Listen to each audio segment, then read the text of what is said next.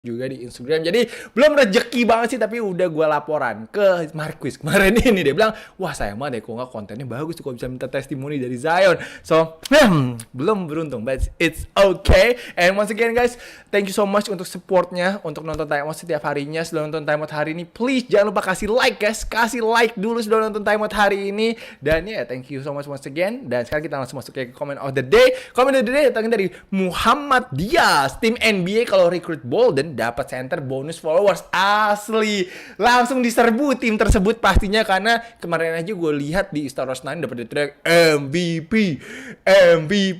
luar biasa banget sih supportnya timnas kita, supportnya fans kita untuk timnas dan juga untuk Marcus Bolden. Jadi gue yakin tim NBA yang recruit Bolden gak akan rugi sama sekali, karena mereka akan dapat fans banyak banget nantinya dari Indonesia, sama seperti Grand Canyon University. Derek Michael gue rasa nanti akan gendong sih. Dia akan gendong untuk Instagramnya GCU sih. Itu yakin banyak banget orang yang follow si GCU setelah Derek Michael join dan juga udah main di sana. So, itu dulu untuk comment of the day-nya. Thank you so much kepada Muhammad Diaz for the comments. And of course, Rock and Roll. Hari ini gue akan skip dulu karena gue udah pengen langsung membahas tentang timnas kita yang kemarin ini fall short. Aduh, sayang banget sih fall shortnya 74-65 dari Jordan. Pertama-tama gue bilang hormat banget untuk timnas kita, great effort, great fight.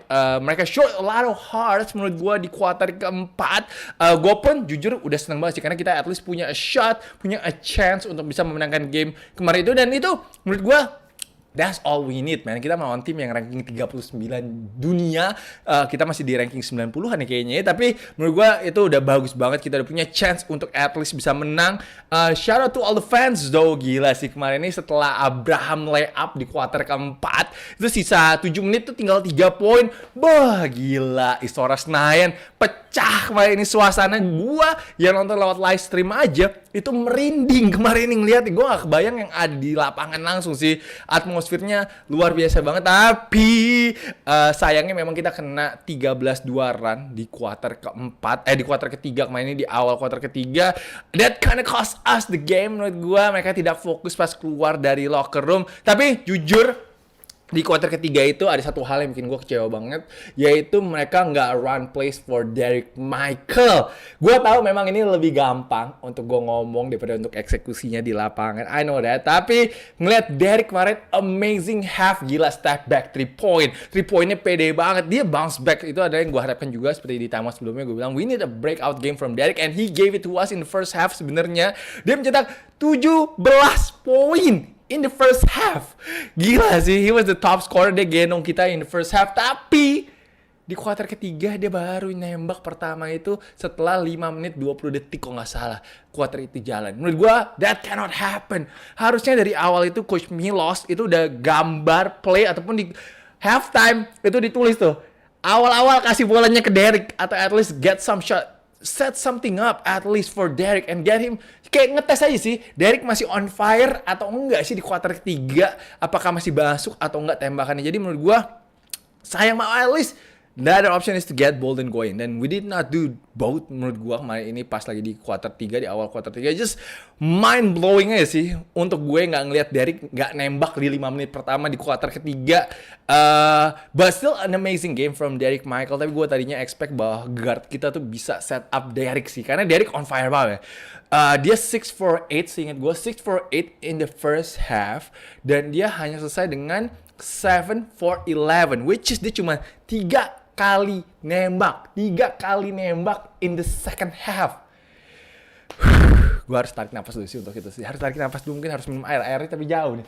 But man, that couldn't happen sih menurut gue sih untuk timnas sih kemarin ini. They just have to figure that out sih untuk bisa dapat Derek, ataupun juga bisa membuat Derek nembak sih kemarin. Dan Derek selesai dengan 19 poin, 6 rebound, plus 3 blocks yang amazing. Gila, blok-bloknya dia sih kemarin cakep banget sih. Ada tuh ngalahin dia ngeblok si Dart Tucker, that was really really nice.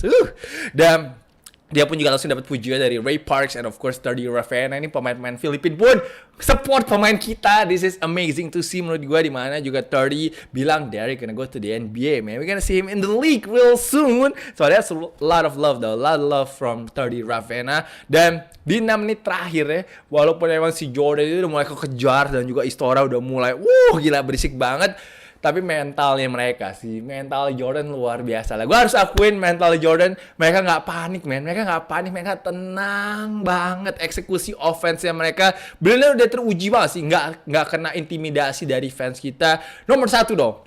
Abu Hawas, man, is a stone cold killer, bro. Gila, jump shotnya bagus banget. Ada satu yang 3 point, that was a tough 3 point. Halnya depannya Arki, lalu juga ada satu yang mid range. Gue ngefans banget sih. Ngefans, gue habis ngeliat itu, game itu dia bener tenang banget, ice cold banget. Jadi gue ngefans sih. Dan dia selesai dengan 15 poin si Abu Hawas ini di game kali ini. And of course, big credit untuk centernya Jordan number 44 yaitu Ahmad Al-Dwairi, pemain Fenerbahce. Dia juga nunjukin kelasnya banget menurut gua. Dia benar-benar made Marcus work for everything in the paint area, dan itu membuat Marcus juga menurut gua nggak nyaman sih di paint area kemarin ini karena physicality, lalu juga di deny, benar-benar didorong-dorong terus. Defense-nya jaga Marcus menurut gua bagus banget sih, dan ini benar-benar limit touches-nya Marcus kemarin. Marcus cuma 10 attempt. Let that sink in. Our best player only got 10 attempt. 10 attempt for our best player. Tapi emang ini kita juga harus kasih karena defense-nya si Jordan ini juga yang bisa menjaga pergerakan Marcus kemarin. Gue gak inget sih, kemarin ada alley-oop. I don't remember that. There were no alley-oop. Apalagi di babak kedua, gue tadi nonton lagi babak keduanya. I watched the whole second half. Gak ada satupun kita bisa main pick and roll. Mereka pinter banget. Mereka benar-benar nonton. Pelatihnya benar-benar nonton sih menurut gue. Benar-benar nonton dan pelajarin bagaimana untuk jaga pick and roll-nya si Indonesia. So I don't really see anything going on with the pick and roll kemarin ini. Mungkin ada beberapa kali bisa pick and pop, but other than that, no dunks. No dunks at all. And Bolden sih menurut gue harusnya di game kali ini, like I said, lebih gampang ngomongnya daripada eksekusinya di lapangan. Menurut gue Bolden, tapi at least harus 20 attempt sih. He's the best player, man. He's the best player yang kita bisa lihat di game pertama, berarti 32 poin. Di game kali ini, Bolden 16 poin, 13 rebound. Menurut gue masih sangat disayangkan. Attempt-nya dia nggak terlalu banyak. Tapi, credit untuk nomor 12 juga. Nomor 12 juga bikin Bolden kerja keras juga tuh kemarin ini. Tapi Al-Dwairi gila sih. Dia jago sih, kelas ya. Ada satu yang dia dunk di setup sama si Zaid Abbas in the fourth quarter. And of course, the dagger 3 point with 31 seconds left. Dominant performance though dari Al-Dwairi, 12 point, 16 rebounds, 4 steals. He held his own, man, melawan pemain yang main di G League dan juga di Cavaliers dulu, yaitu Marcus Bolden. He held his own. So big credit. Gue juga ngefans ya, masih Al-Dwairi ini juga jago sih dia sih. Tapi sangat disayangkan juga adalah eksekusi offense-nya Indonesia di 2,5 menit terakhir yang kurang rapi. Mereka scoreless di 2,5 menit terakhir setelah Marcus kali kalau nggak salah. Marcus left-handed hook kalau nggak salah terakhir itu. Tapi of course semua orang akan ngomongin tentang 3 point Yuda. Itu I know that's his spot. Tapi itu terlalu buru-buru sih menurut gue. That was nggak sabaran offense. Menurut gue offense Indonesia main banyak banget, sering banget nggak sabar. Nah Yuda ini juga main agak buru-buru dengan 3 points tersebut. Walaupun gue tahu di kuarter ketiga dia masukin dari spot yang sama. So I know he could make that shot. Dia ada kapabilitas untuk memasukin tembakan itu. Tapi saat itu Marquisnya belum di dalam. Marquisnya masih nge-set screen, jadi nggak ada yang rebound menurut gue. Kalau Yuda bisa lebih sabar sedikit aja, itu bisa hasilnya mungkin berbeda main untuk ini. At least bisa lebih deket lagi. Karena gue di Twitter gue bilang 3-7 poin marginnya. Gue salah dikit doang. Pak dosen salah dikit. Itu 9 poin kemarin. Tapi gue bilang 3-7. Tapi ya tipis lah ya. Nggak apa-apa. Tapi Yuda, I love the confidence though. Dia ada layup juga. Satu yang tough banget itu di kuarter keempat. But just need to make better decision next time. Karena itu menurut gue adalah salah satu possession terbesar di pertandingan kemarin ini. But shout out to Yuda though. He was doing his thing menurut gue. Tapi di 55 detik terakhir juga si Prastawa kena trap juga, and akhirnya turnover. Dan ini adalah hal-hal yang menurut gue Coach Milos harus bahas di film session. Harus jelasin juga kalau mereka jangan drive-nya ke traffic sih. Si Prashman drive-nya ke traffic udah langsung kena trap sih. Jadi agak susah untuk dia ngoper boleh keluar. Apalagi pemain Jordan juga tinggi-tinggi semua. Jadi yeah man, Pras had a nightmare game though with Juado. Tapi Juado kayak capek juga sih jagain Dart Tucker. Tapi dua guard ini dan juga Abraham juga had a tough night. Kecuali kuarter keempat, dia baru panas di kuarter keempat. Kemarin ini Abraham dengan 3 point. Lalu juga ada satu running shot. But our guard kemarin susah banget sih untuk nge-point. Apalagi Juado sama Pras sama Juado combine 1 dari 15 field goal-nya, 0 dari 10 3 point-nya.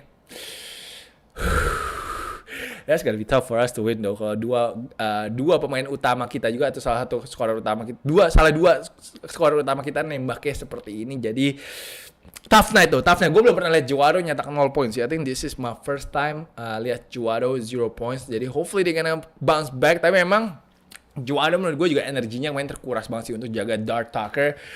Oh my god, that left-handed step back. Oh my god, terus bank shot 3 point masuk lalu dia ketawa-tawa. That was tough shot though. That was really nice shot too. Dart Tucker of course veteran, dia 22 poin kemarin ini, dia udah tanding